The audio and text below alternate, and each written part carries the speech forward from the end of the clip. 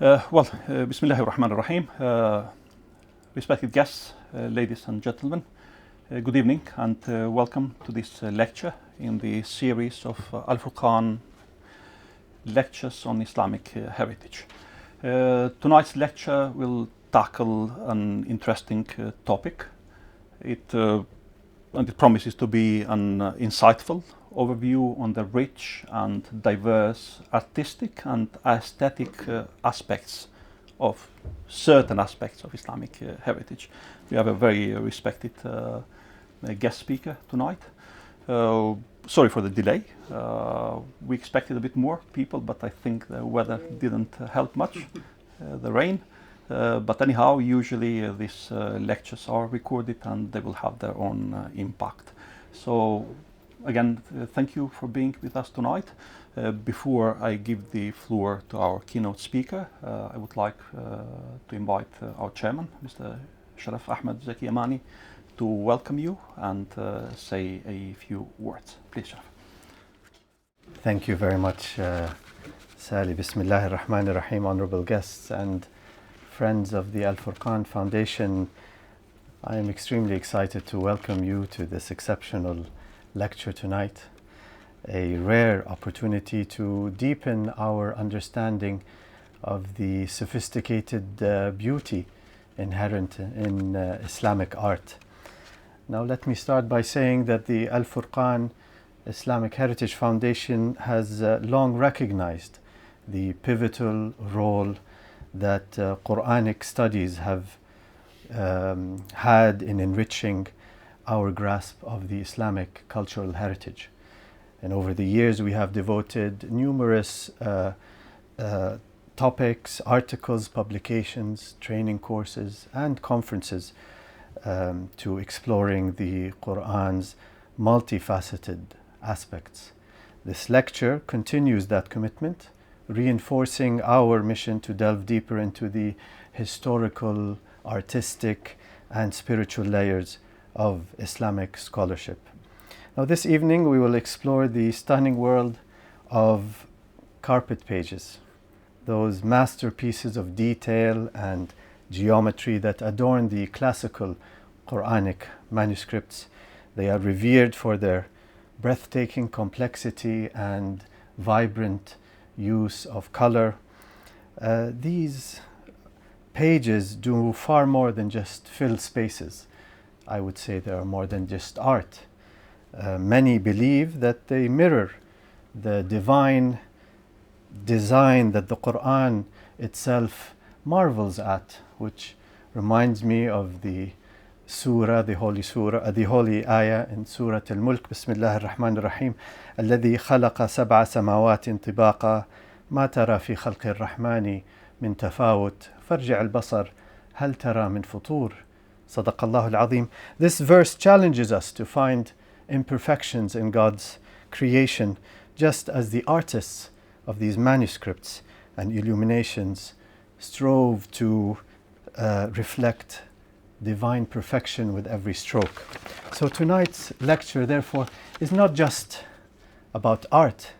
It is also about connections. It is about how these ancient techniques and spiritual expressions tie into the broader tapestry of Islamic culture.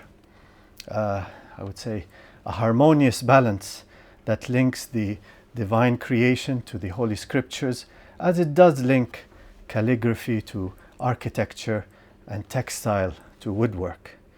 And here at the Foundation, we are committed to exploring these connections, helping to weave these individual threads into a more coherent narrative that celebrates our rich heritage. We are privileged to have with us tonight Dr. Umberto Bongianino, a distinguished Islamic arts and architecture expert from the Khalili Research Center at Oxford. His profound knowledge will guide us through the detailed world of carpet pages, offering insights that will enrich our understanding and hopefully spark thoughtful discussions. Thank you all again for gracing us with your presence. Your participation is not just appreciated, it is crucial Your interest and support you provide the team drives our ongoing mission to preserve and promote the rich tapestry of Islamic art and culture. May tonight's lecture open our eyes and deepen our understanding and appreciation for the beauty and wonders of Islamic art. Thank you very much.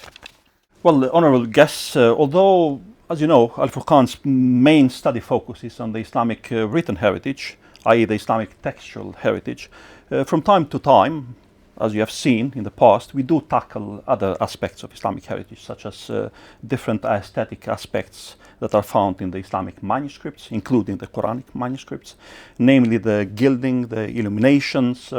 We have had a topic in the past about the miniatures as well as other artistic aspects found in the various tangible objects of this rich and diverse Islamic heritage. Hence, in tonight's lecture, entitled Wondrous Intricacy, the Place of Carpet Pages in Islamic Art, our respected guest speaker will address an interesting and thorny issue pertaining to the types of motifs and patterns used in illuminations, their aesthetic, their intended purpose, as well as their meaning. We are delighted to have with us tonight our respected guest speaker, Dr. Umberto Bongianino.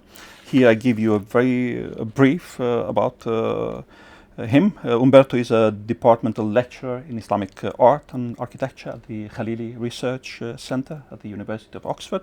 His research focuses on the material cultures, epigraphic traditions, and scribal practices of Al-Andalus and Al-Maghrib. Well, as I mentioned, Umberto has published chapters in several edited collections and articles in the Journal of Islamic Manuscripts, the Journal of Transcultural Medieval Studies, and the Journal of Islamic Archaeology. His recently published monograph is titled The Manuscript Tradition of the Islamic West, Maghribi Round Scripts and the Andalusi Identity. Umberto will take us tonight on a visual journey through different Quranic manuscript copies, wall paintings, works of carpentry, etc., explaining the, as Sharaf mentioned, the correlation and interconnection between the illumination motifs, their intended purpose, and trying to delve into their meaning as well. The main questions that hopefully Umberto will be able to answer tonight are the following. What inspired the aesthetic choices of Quranic illuminators, and how did readers experience the so-called carpet pages featured in the Quranic manuscripts? Without further ado, I give the floor to Umberto, so please join me in welcoming him, and I do thank him for being with us tonight. Thank you so much, Umberto. Please, the floor is yours.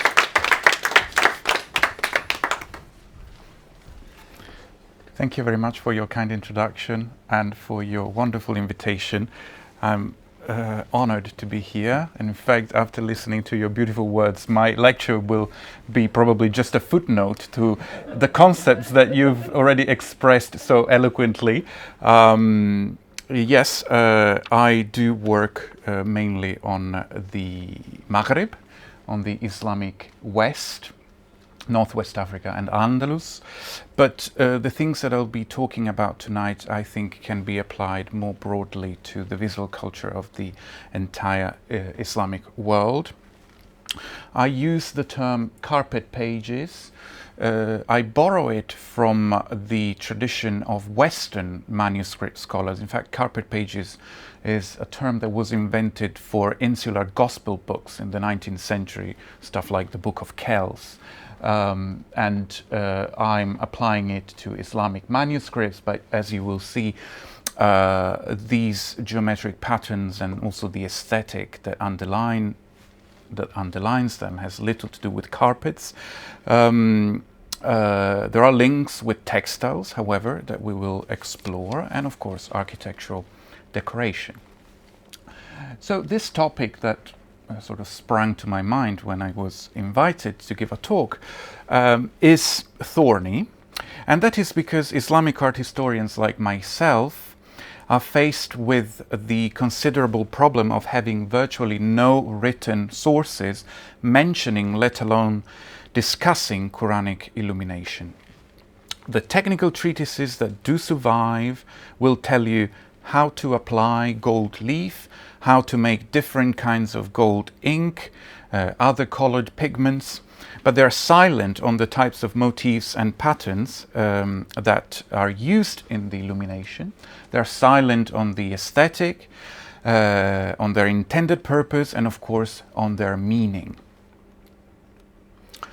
In this talk, I will focus on illuminated frontispieces at the beginning of manuscripts and finispieces at the end of manuscripts of this kind to try and understand the intentions of their makers and the reaction they were supposed to elicit in their viewers.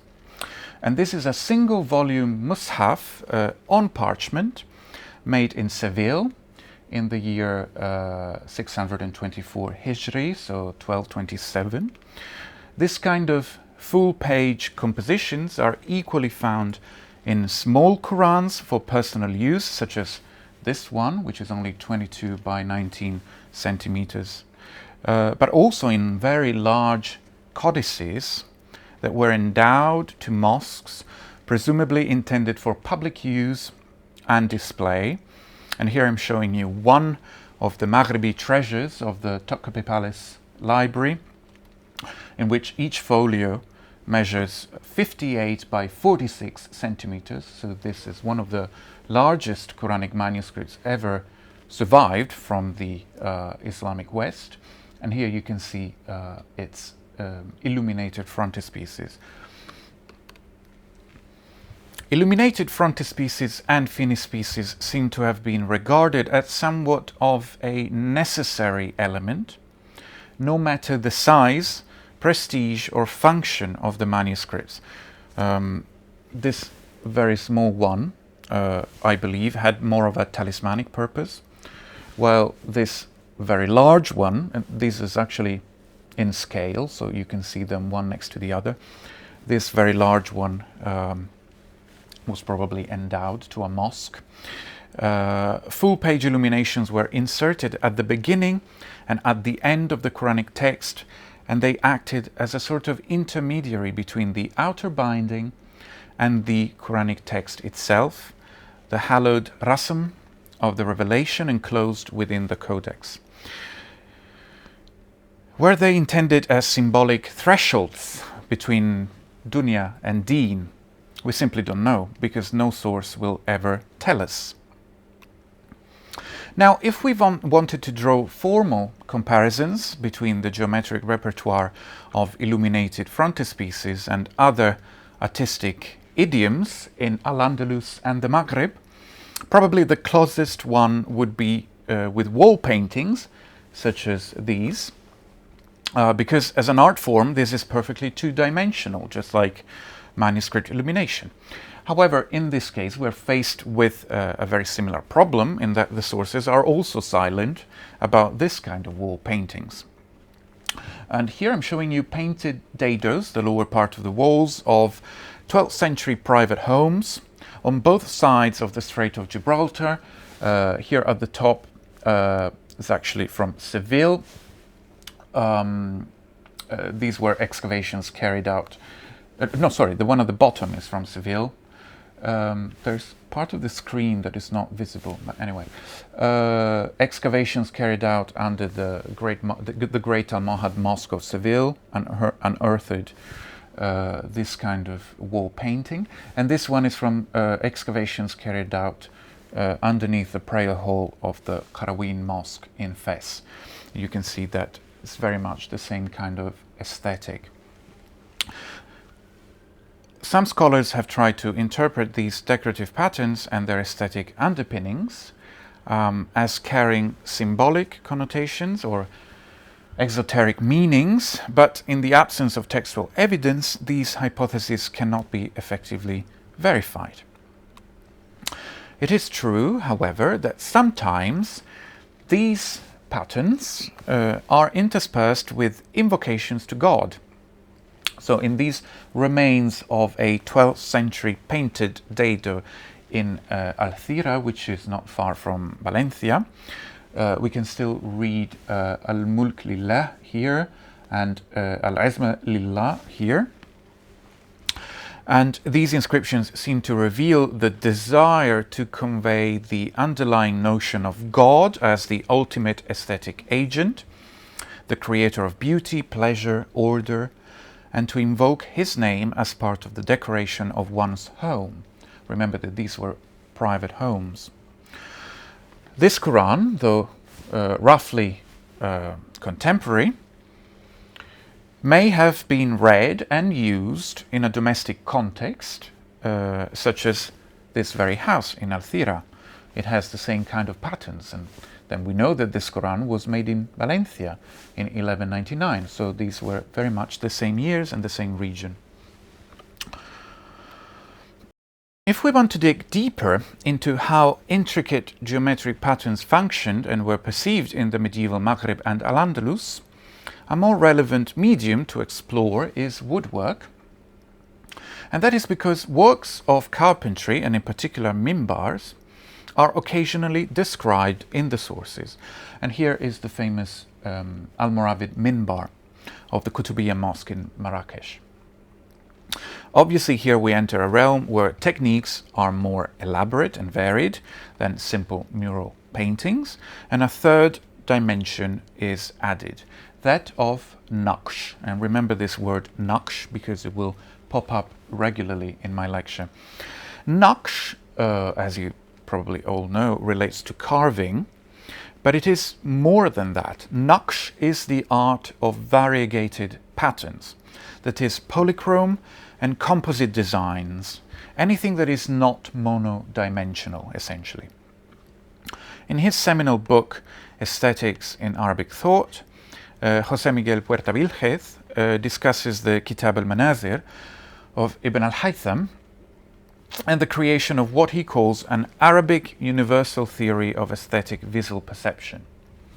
Naqsh is a crucial notion in Ibn al-Haytham's work, and even if he wrote in Fatimid Cairo at the beginning of the 11th century, I think what he says is very relevant because he reflects on phenomena which were already well established in Arabic Islamic culture across the Mediterranean. Ibn al-Haytham associates geometric and intertwined vegetal designs, nuqush, with the visible properties of shape and order, the latter being tied to the notions of positions and placement. Naqsh is therefore defined as the formalization of a particular shape of a design integrated into a specific positional or spatial order. In this regard, Ibn al-Haytham speaks of two aesthetic properties that may appear contradictory but that add richness to the aesthetic perception. On the one hand, we have the beauty of separateness, like, for instance, separate stars or lamps as opposed to a single large fire, or flowers dispersed about a garden. And on the other hand, we have continuity that can enhance beauty. For instance, grouping plants in a garden creates areas of intense color.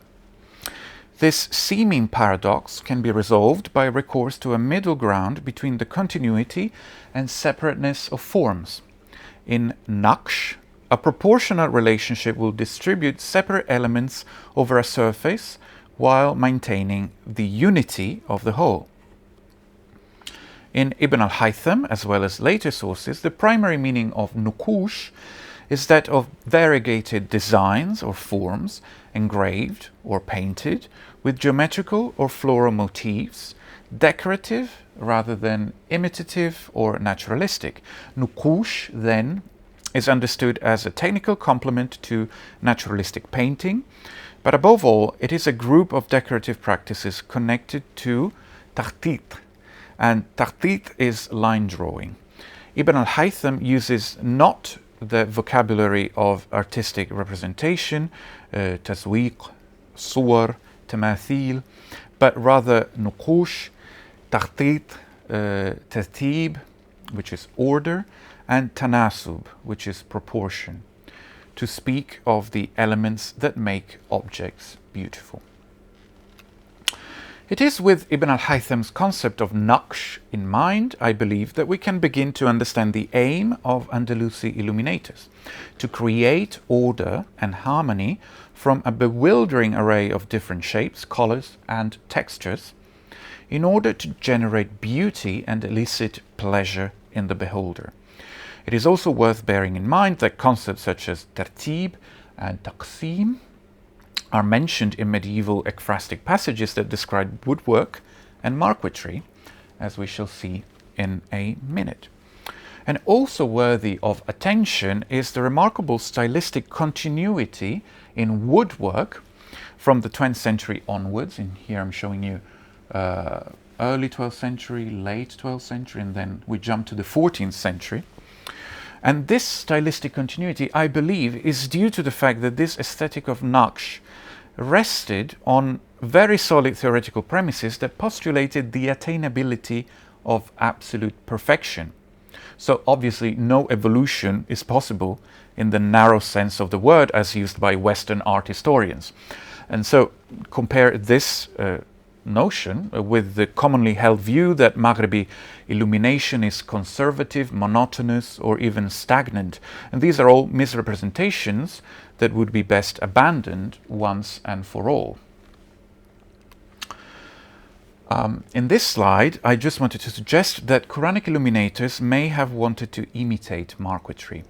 And you can see that, I believe, in these checkered patterns here, which I do believe imitate the technique of ivory and wood inlay into marquetry. So let us look at how some medieval sources talk about woodwork. Here we have a passage from Ibn Marzouk, who's an author that wrote in Morocco in the 14th century. And he's talking about the minbar of the Al-Mansoura Mosque in Tlemcen in western Algeria. And he says, as for this minbar, the artisans of the age agree that nothing similar was ever made.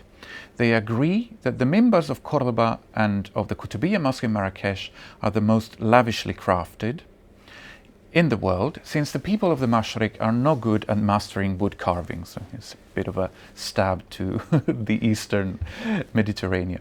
Many fragments of the Cordoba minbar survived and were compared with this minbar in Tlemcen, and the latter surpassed the former for its carved shape, el-ashkal al-manqusha, the size of a hazelnut or a chickpea, while some of its inlay is as small as a grain of wheat. If you had seen it, you would have seen a wonder. إذا رأيت العجب. So here the key concepts, I would say, are this احتفال في النقش, so this sort of elaborate, sort of solemn and rich richness of naqsh. The idea that these ashkal are manqusha, so there is of course a reference to carving, but that also means that they're complex and variegated. And then the reference to minuteness, which is a key aesthetic element that causes ajab. So the more minute and fine these details are, the more sort of marvel they will elicit in the viewer. Second text, Al-Idrisi in his geographical work, Nusat al-Mushtaq, written in the mid-12th century in Sicily. He's talking about the ceilings of the great mosque of Cordoba. And he says, the entire ceiling of this great mosque is made of wooden panels fastened with nails to the beams of the ceiling. These panels are all flat and feature types of designs made of hexagonal shapes and knotwork, forming interlocking designs and motifs of roundels. The painted patterns differ from one another. Every panel has its own decoration, perfectly arranged, قد أحكم ترتيبها, and marvelously painted with deep cinnabar red, lead white, lapis blue, bright minium red, verdigris green, and ink black. The sight fills the eye with delight and pleases the spirit. with the perfection of its design, إتقان ترسيمها, and the variety of its colors and arrangement, مختلفات ألوانها وتقسيمها.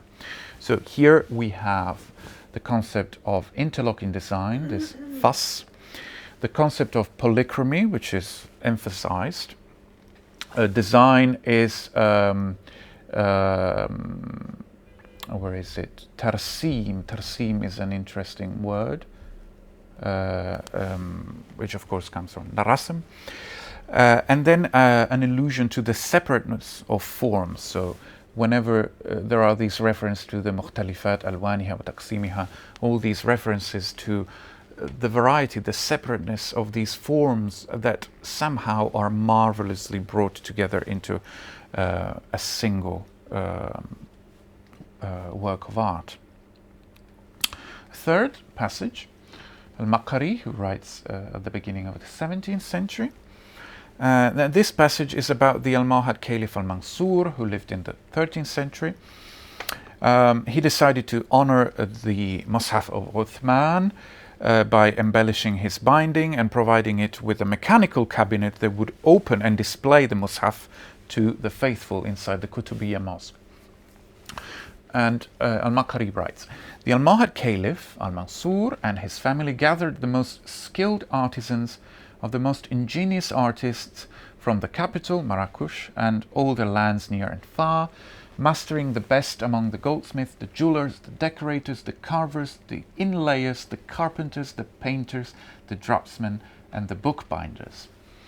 A stand of wondrous craftsmanship was made for the Mus'haf, entirely covered in inlaid motifs, durub terseh, and marvelous kinds of drawings or carvings made of pieces of ebony and noble wood. Never had such artistry been attained, with its curved elements highlighted in gold leaf, stretching like shooting stars. A pedestal was made to carry the stand, likewise marvelously inlaid and similar for its perfection in composition and design. And for containing all that, a cabinet, a tabut, was made, a parallelepiped resembling the rest in its perfect assemblage and ornamentation. So you've become familiar now with the key themes and ideas. This passage also attests to the collaboration of craftsmen who shared one same aesthetic, and that, I argue, is the aesthetic of Naqsh.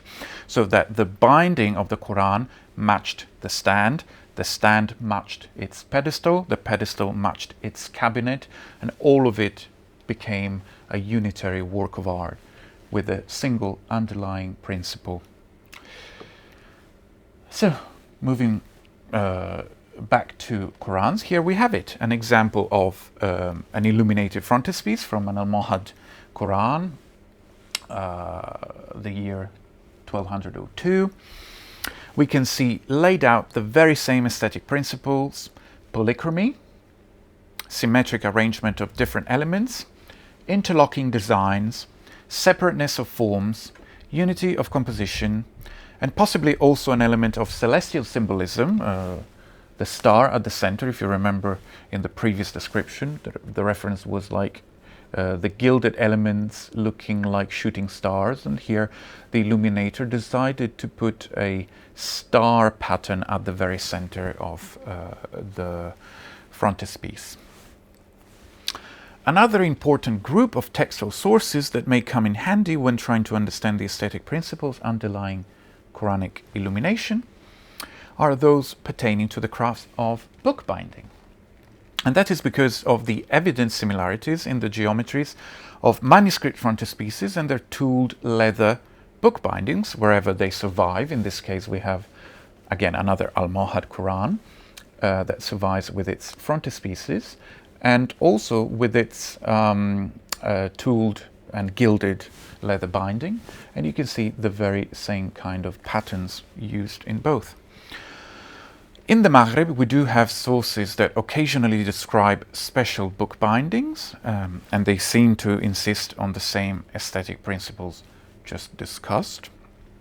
Al-Idrisi, for instance, describes the Mus'haf of Uthman in Cordoba in these terms: The Mus'haf was encased in a cover of marvelous craftsmanship, decorated with the most wonderful, delicate and astonishing kind of designs. So again, the concept of naqsh, the sort of dualism between gharib and ajib, and also the insistence on the concept of delicacy, fineness, subtlety. So adaqqahu, right? But we also have another group of sources that consist of technical treatises, which offer a different but equally interesting perspective on the shared aesthetics of binding and illumination. A valuable literary source on the production of books in 12th century Seville is the short treatise on bookbinding by Bakr al-Ishbili. This work was written during the reign of the third Almohad Caliph al-Mansur in the 1190s and is dedicated to him, in fact. Not only is this the second earliest treatise on the subject to have survived from the entire Islamic world, but it's also the most detailed and comprehensive one. And because it was written by a professional bookbinder whose skills were greatly appreciated at the Almohad court, it is packed with practical information on tools, adhesives, sewing, lining techniques, end banding, leather tooling with interlacing patterns, and even conservation and restoration tips. So here, the passage, I thought it was interesting because Bakr al-Ishbili talks about the bookbinder, Musaffir, and what he needs. He needs scissors, a long knife, a press, a whetstone, a tracer, a punch, needles for end banding, codices with wooden boards, a burnisher for doublures, a short knife for trimming and shaving, slab for tooling, burnisher, chisel, small drill, a mallet, an implement for fixing and removing decoration from the covers, a set of iron tools and stamps. Also necessary is a square, qartaboon, a compass, tabit, a ruler, and a trapezium-like instrument for creating compartments and frames. And this is quite interesting, I think. And if you see this term tabyit, that is how Bakr defines this idea of creating compartments in bookbinding. In some Andalusi frontispieces, such as these ones from Qurans, the marks left by the preparatory ruling and scoring of the composition are very evident. I hope you can see them here. This means that illuminators must have used the very same kind of rulers and compasses as the binders, and of course they could have been one and the same person. Now, thanks to the work of Adam Gatchek, we have a very useful translation and commentary on al-Ishbili's terminology pertaining to the tools that a bookbinder used. But here I want to concentrate on the overall design. We have the concept of interlace with either a circle or a geometric shape in the middle. The designs are filled with patterns of interlacing patterns, patterns within patterns. The principle of interlace is the cut-in and the cut, al-qati'a wal-maqtu'a, namely intersecting lines that form compartments, frames, called buyut. The outer border, the turra, could consist of one or several frames created by fillets, that are called turuk, literally sort of alleys or roads, and panels, bukhur. The compartments in the interlaced were embossed with tools such as a pallet, a gouge, a tress, and a dot. The first frame should always be a fillet with chain work, silsila. Again, all these terms are very useful when we come to understanding illumination, because that is precisely what we see. And here we go back to the notion of tartib and taqsim that are used by authors who describe woodwork.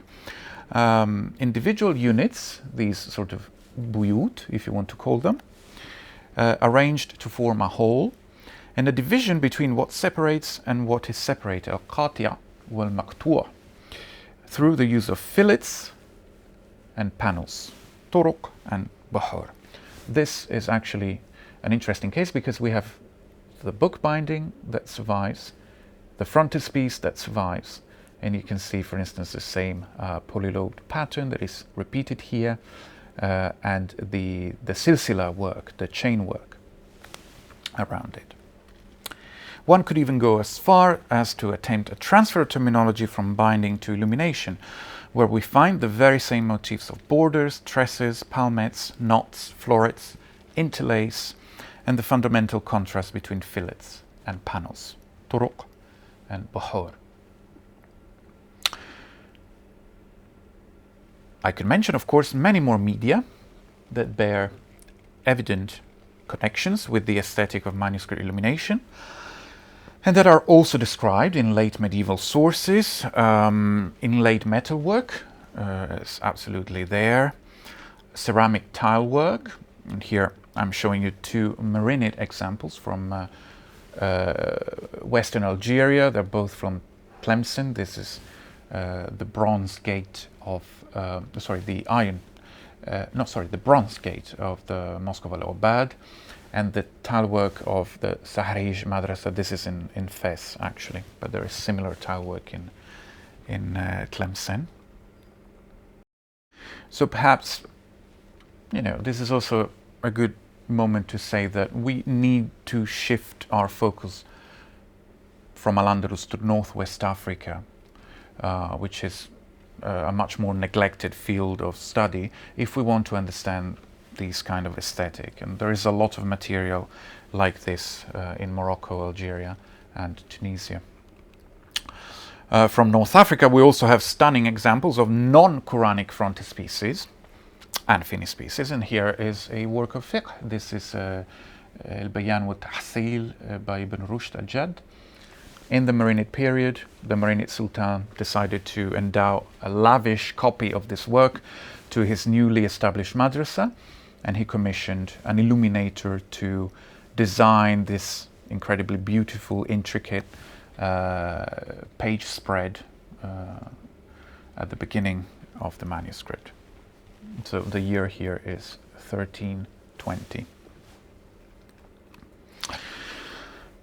But I want to conclude my talk by taking you to the Alhambra. Why not?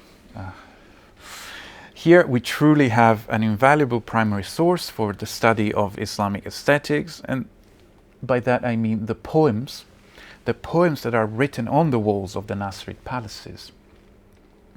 In the words of José Miguel Puerta Vilchez, the Alhambra in Granada is an architectural monument composed of texts, which we might even call architecture. Its construction and ornamentation are ruled by the word to such a degree that it is at once a building, a garden, and a book. The poems of the Alhambra not only describe and extol the surrounding architectural decoration made of stucco, woodwork, and tile work, but they also related to the visuality and compositional principles of other media, in particular textiles. Moreover, these poems also allude to universal aesthetic principles that underlie non-visual and non-material culture, for instance, poetry itself. Let's read, for instance, a few verses of this poem by Ibn Jayyab. This poem is inscribed on the walls of the Kalahura Jadida, a tower, the Tower of the Captive, in the Alhambra Palace. In it, there are marvels of workmanship, single and paired, that were made comparable in terms of proportions. Nisaban. Skillfully made ceramic tiles in its walls and floor are like marvels of brocade, dibaj. Dressed in tiraz of glory, as in them appears the name of our Lord Abul Hajjaj, who is the Nasrid Sultan. So you've probably noticed the very same vocabulary insisting on separateness as well as combination, afrad and azwaj, or forms, and the unmissable reference to the omnipresent principle of proportions, nisaban. And of course the textile connection, dibaj. And in fact, the surviving silk brocades of Nasrid Granada are expressions of the very same patterned universe.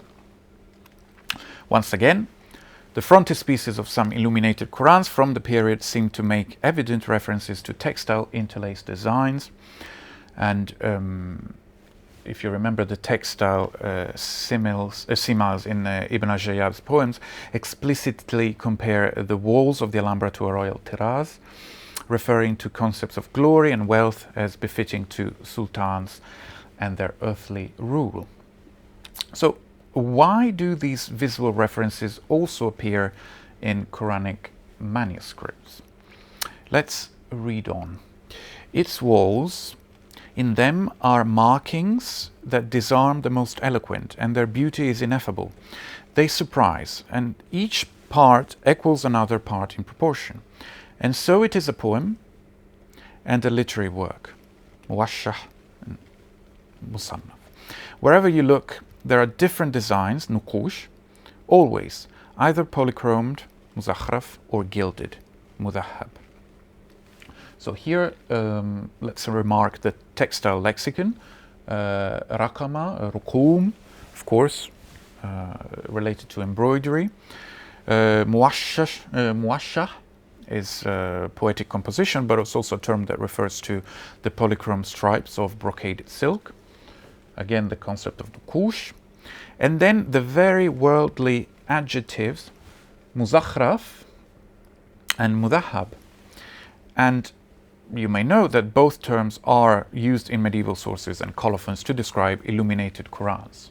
So whenever a Quran is defined as being illuminated, it's always either mudahhab or muzakhraf, and the illuminator is the mudahhib, of course. And finally, we have celestial metaphors and poetic tropes. Kalahurra, inlaid among the celestial bodies, it is next to Pleiades and Pisces. In its fabrication and sealing of carpentry, it unfurled skillfully as much art as it is desired. The beauty of the palace is distributed between its four directions: jihad, sky, sama, and earth, art. Marvels of stucco and tiles it holds, but the carpentry of its ceiling is even more marvelous. And then this final verse is particularly poignant, and it says, it, meaning the building, speaks Badi'a poetry. And then it uses four terms that belong to literary criticism. And in English they translate as paronomasias, antithesis, caesuras, and internal rhymes. In Arabic is mujannas, mutabbaq, mughassan, and murassa. According to Cynthia Robinson, who's written about this, and also Olga Bush, these four tropes at the end are explicitly related to the differentiation and organization of the various ornamental themes, materials, and techniques of the Kalahurra, this particular space in the Alhambra. However, I think that these technical names of rhetorical figures can also be taken more literally as pertaining to the semantic field and aesthetic features of naqsh. And therefore, tajnis is the similarity of repeated elements. Tatbiq is the alternation of antithetical ones. Tarthin is the ramification of forms from a central motif, and tarsiya, of course, is quite simply the inlay, the introduction of smaller elements within larger ones to create complexity and multidimensionality.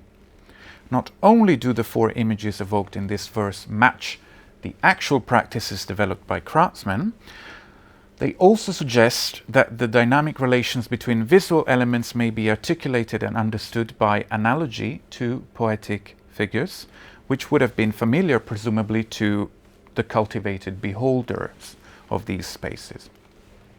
Now, these literary and aesthetic discourses might seem far removed from the religious sphere to which the arts of the Quran belong, but we should bear in mind that the very same elements of architectural decoration were equally employed in religiously connotated buildings, such as the prayer hall of the madrasa founded in Granada by Yusuf I in 1349. And here you can see the stucco work decoration of its qibla wall and its octagonal inlaid wooden ceiling. We should therefore imagine the readers of this kind of Qurans fully and consciously immersed in an all-embracing aesthetic continuum, whereby the wonderment and delight they drew from the illuminated frontispieces mirrored the very same feelings they experienced when they lifted their eyes from the page to the walls around them and to the intricately carved ceiling above them. A few conclusive remarks. First of all, we have to interrogate the concept of tadhib, and this ambiguous and generic term that does not even begin to describe the phenomenon so far discussed. We are faced with the methodological problem of studying something that the sources not only do not describe or discuss in any detail, but also do not define according to the terms and discourses that we as art historians have developed in relation to illumination. In Arabic, tadhib is simply the art of gilding, a very prosaic, materialistic definition that evokes worldly luxuries, and yet it was the Quran, the most sacred thing for a Muslim, that arguably benefited the most from this artistic expression. From the necessarily small selection of texts we've read today, I hope you'll agree with me that what emerges is the inseparability of the art of illuminated frontispiece and infinispieces from all the other crafts based on the aesthetic principles of naqsh, takhtit, tartib, taqsim, and tanasub. That leaves, admittedly, very few crafts out of the picture, namely those pursuing mimetic representations, what the sources call suwar or tamathil, for instance, the arts of sculpture, automata, figural paintings on walls, ceramics, and of course, manuscripts. One thing that I'm becoming increasingly convinced of is that illuminators did not need to be conversant with theoretical discourses about the properties and perception of beauty. In other words, they did not need to have read Ibn al-Haytham or the Rasail Ikhwan al-Safa. I believe that it was them, with the intellect of their hands, to borrow a term from Margaret Graves' latest book, that shaped such discourses. In other words, I think we should be more open to the idea that craftsmanship and artisanal practices informed aesthetic theories and not the other way around. Illuminated frontispieces would have provided intellectual and aesthetic stimuli comparable to other artistic expressions. Marvel and pleasure for the eye are always presented as the ultimate objective of all decorated surfaces and media, and that was achieved by ways of intricacy, variety, polychromy, minuteness, and lavishness. It is perhaps interesting to remark that only tenuous and implicit allusions to God are made in the passages of Maghribi sources that describes artworks. And this despite the fact that in theological discourses God is always presented as the necessary source of all things ordered, proportioned and beautiful. Similarly, the names of God or religious invocations were almost never integrated within the design of Maghribi frontispieces and finispieces, but there are exceptions, and this is one of them. This frontispiece by the very famous Valencian calligrapher Ibn Ghattus has the name of Allah, from which intricate interlaced motifs stem, and Allah is repeated 8 times around this motif. And then, of course, religious invocations referring to God's power and sovereignty appear prominently in architectural decoration, as we have seen. And so it appears that the dunya versus deen dichotomy is not particularly useful in this case. Whether in a home, a palace, a madrasa or a mosque, the readers of illuminated Qurans would have recognized in the lavish frontispieces before their eyes the same patterns, colors and aesthetic intent as the wall decoration, ceilings and furnishings around them.